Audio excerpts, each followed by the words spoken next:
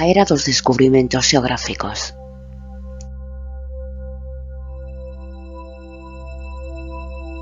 Durante a Idade Media pensábase que a Terra era o centro do universo. Era a teoría xeocéntrica. Imaginaban que a Terra era plana e cuberta por unha cúpula. Por riba desta estaba o paraíso eterno e baixo a Terra o abismo do inferno.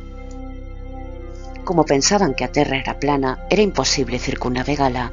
Ao chegar aos seus límites, os barcos se precipitaban no abismo.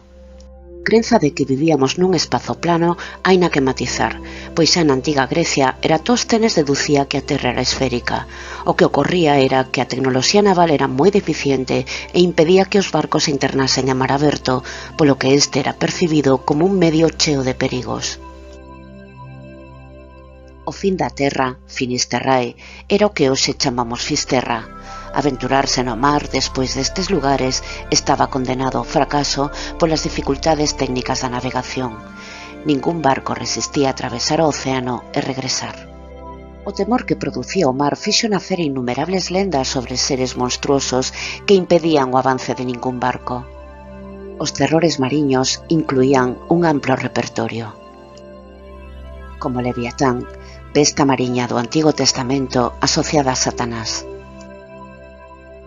Ou o Kraken, que xorde na mitoloxía escandinava e finesa como un dos peores terrores mariños. Na navegación da Idade Media había dúas tradicións, a atlántica de vela cadrada, ideal para aproveitar o forzado vento, e a mediterránea de vela triangular, ideal para manobrar. Era unha navegación de cabotaxe, sempre preto da costa, sen internarse no océano. Ata 1450, as rutas comerciais eran terrestres ou de porto en porto. Produtos orientais como especias ou seda chegaban a Europa a través da ruta da seda. Constantinopla era ponte entre Oriente e Occidente e ali conseguían os europeos os produtos orientais que reportaban enormes beneficios. Pero a caída de Constantinopla en mans dos turcos otománs fixo perigar o abastecemento de especias. O Mediterráneo deixou de ser unha ruta segura. As causas dos descubrimentos nacen de novas necesidades na Idade Moderna. O aumento demográfico fixo aumentar a demanda, favorecendo a expansión da economía. A demanda de produtos orientais estaba en risco de ser atendida tras a caída de Constantinopla. Había que buscar novas rutas. Un comercio en auxe fixo crecer a necesidade de metais para acuñar moedas. Estes escaseaban en Europa. E o comercio das especias era moi lucrativo, todo un estímulo para mercadores e exploradores. O comercio das especias tivo un enorme peso na procura de novas rutas. Escaseaban en Europa e eran fundamentais para conservar alimentos. Reportaban moitos beneficios, pois ocupan pouco e eran caras. As Illas Molucas en Indonesia eran o principal centro de produción e Goa na India un importante centro de distribución. Avances técnicos e científicos facilitaron as exploracións. Supérase a idea de que a Terra era plana. Unha simple observación dun barco no horizonte demostra a curvatura da Terra, pois o barco parece ser tragado polo mar. Mellor a cartografía, aparecen os portolanos nos que se dibuxaba a liña de costa e os obstáculos mariños, indicaban a distancia máis curta entre os portos por medio de liñas rectas. Melloran os instrumentos para orientarse en alta mar, como o astrolabio e o compás. Pero gran avance foi a aparición de novos barcos, máis grandes e resistentes. O primeiro deles, a carabela. A carabela foi protagonista das exploracións do século XV, combinaba a vela atlántica coa vela latina triangular. Ao longo do século XVI irá sendo sustituída polos galeóns. Tiña amplas adegas para poder almacenar víveres para longas viaxes. A nao é como a carabela pero máis grande, podía cargar ata 500 toneladas, necesitaba unha tripulación de máis de 100 mariñeiros. As carracas eran navíos especializados no transporte de grandes cargas en travesías longas. Foron os buques europeos máis grandes, irán caendo en desuso porque eran difíciles de manexar e vulnerables aos temporais. Desde mediados do século XVI, o galeón converteuse no barco comercial máis empregado. Co tempo serán usados tamén para a guerra, pois a medida que aumenta a capacidade de carga é posible incorporar canóns. Creáronse as condicións para ampliar o mundo coñecido. Este era moi limitado antes da Idade Moderna, reducíase a Europa Occidental e a contorna do Mediterráneo. Mais alá, únicamente se tiñan vagas referencias de reinos e imperios africanos e asiáticos a través de viaxeiros medievais como Marco Polo. Tras os descubrimentos, se irían formando os imperios coloniais. Favorecidos pola súa posición xeográfica, Portugal e Castela lideran as exploracións na procura de novas rutas.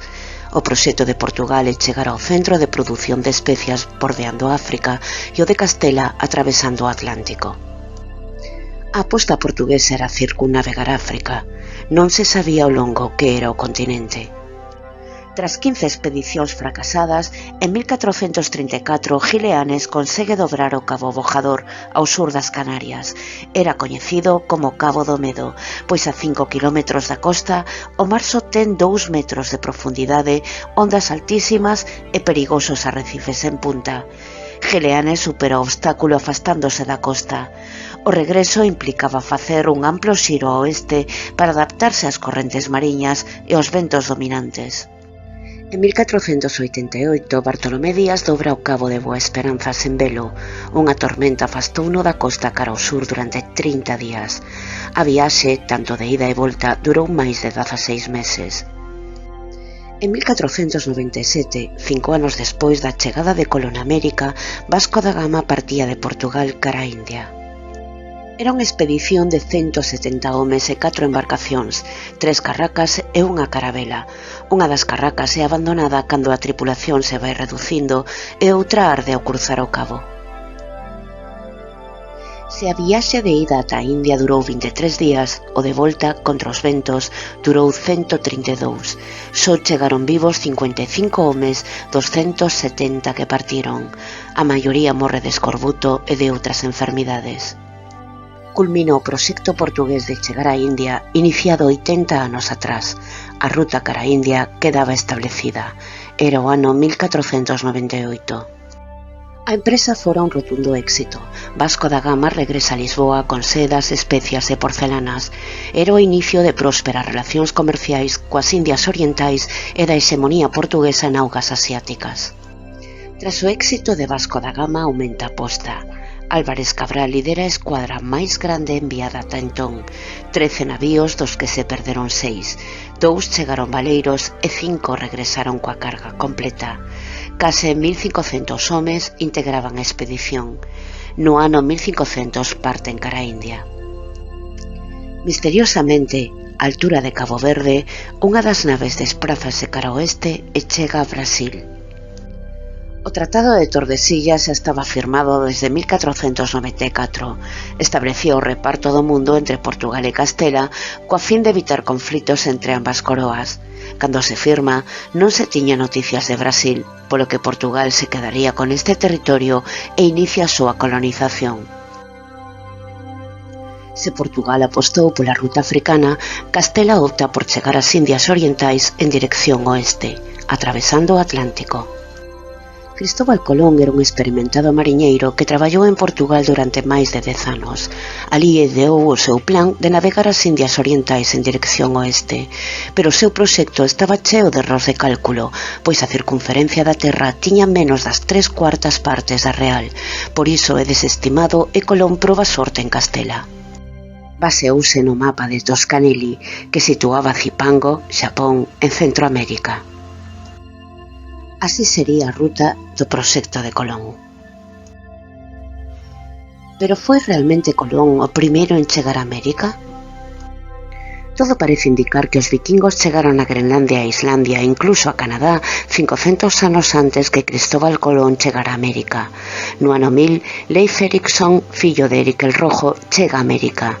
En Vinland, Terranova, establece un campamento que será abandonado en 2 anos. Pero o pequeno asentamento fundado enseguida tería problemas. Acosados polos indígenas, a presenza vikinga será efímera e sen continuidade. Tampouco foron conscientes de estar nun novo continente, por iso non se lle recoñece como os seus descubridores. Tras ser rexeitado en Portugal, o proxecto de Colón será financiado por Isabel a Católica, que vía con preocupación a vantaxe que os portugueses levaban na procura de novas rutas marítimas. Con todo, non será fácil que o seu proxecto sexa aprobado, pois o Real Consello de Sabios de Salamanca víanlle demasiados erros como para deixarse convencer. Tras ser aceptado o proxecto, Colón acorda firmar coa raíña as capitulacións de Santa Fe, que outorgaban a Colón amplos privilexios, como os títulos de almirante, virrei e gobernador xeral dos territorios que descubrira, así como importantes privilexios económicos.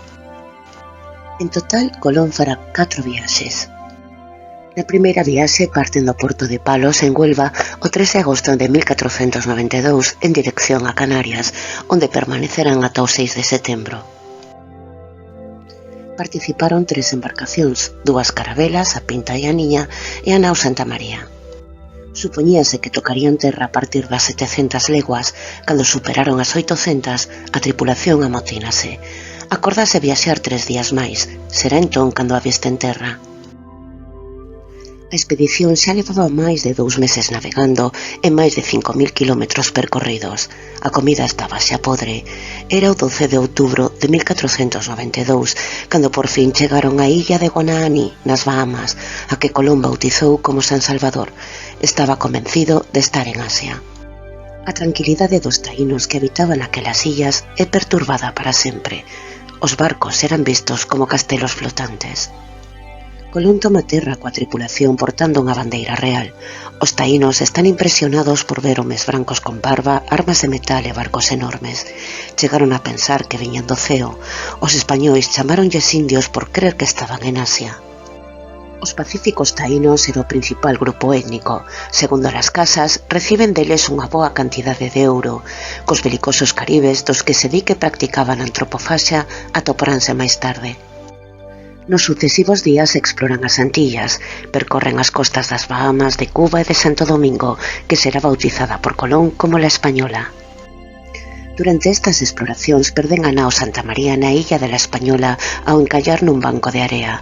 Colón recibe axuda do cacique indíxena para rescatar a tripulación e a carga.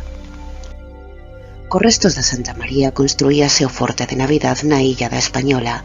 Ali quedarían 39 españois. Empezaba a colonización.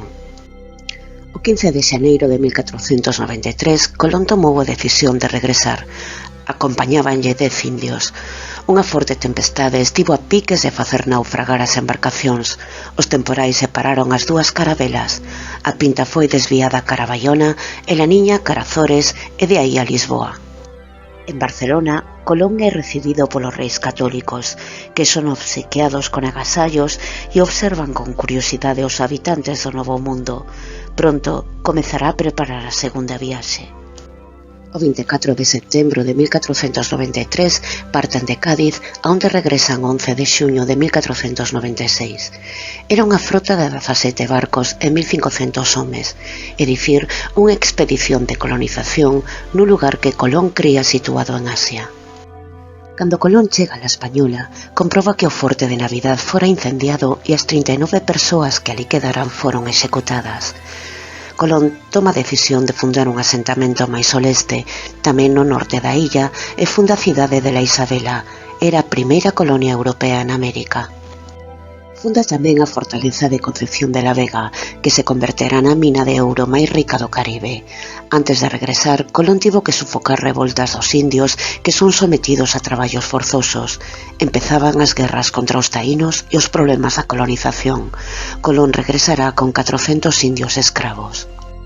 Ao mesmo tempo, continuaban as exploracións nas Antillas. A intención era topar terra firme de Asia. O desconcerto era total. Na terceira viaxe parten de Sanlúcar de Barrameda o 30 de maio de 1498 para regresar o 25 de novembro de 1500. Supuxe o primeiro contacto co continente. Explórase a desembocadura do río Orinoco, avistan a illa de Santa Margarita, a illa de Trinidad. Colón segue pensando que está en Asia. Cando Colón chega á illa da Española, atópase cun grave problema cos colonos, que viaxeran ali en busca das fabulosas riquezas prometidas polo almirante. Sentíanse moi defraudados polas escasas ganancias. Ademais, os indíxenas reduciran moito a súa poboación debido ás enfermidades traídas polos europeos e polos duros traballos forzosos aos que foron sometidos, polo que se rebelaron en contra dos colonos. Colón e os seus irmáns son acusados de gobernar como reis e quedarse todas as riquezas, polo que é arrestado e regresa encadeado a Castela. Aínda que recuperou a liberdade ao chegar a España, perdeu prestixio e os seus poderes foron recortados. Aínda consegue que os reis lle avalen a súa última viaxe, pero a condición de que non pisase a española. Parte de Cádiz o 11 de maio de 1502, regresará a Sanlúcar de Barrameda o 7 de novembro de 1504. Foi a ruta das tormentas e a expedición máis arriscada. Explorou as costas de Centroamérica, das actuais Honduras, Nicaragua, Costa Rica e Panamá. O obxectivo é atopar o Estreito de Malaca que conecte coas Indias, pero nada coincidía co que Colón imaginaba. Soportaron días seguidos de tormenta e un furacán que deixa as naves en estado frágil. Refúxanse en Xamaica, onde permanecerán ata 1504 coas dúas carabelas inutilizadas. As dúas carabelas fondeadas fronte ás costas xamaicanas son utilizadas como aloxamento polos expedicionarios. Mentres tanto, sofren ataques da poboación autóctona. O malestar da tripulación provocou constantes motíns. As dificultades para conseguir víveres aumentan. Aproveitando un eclipse, Colón convence aos indios de que aporten alimentos, do contrario, non volverían ver a luz. Tras este acontecemento, por fin son rescatados desde la Española. Levaban un ano atrapados en Xamaica. Colón emprende a ruta de retorno. Cando Colón chegue a Sanlúcar de Barrameda, tratará de recuperar privilexios, pero pouco de chegar, morre a súa principal valedoira, Isabel a Católica. Colón, que chegara a súa última viaxe enfermo, morre o 20 de maio de 1506. Nunca soubo que descubrira un novo continente.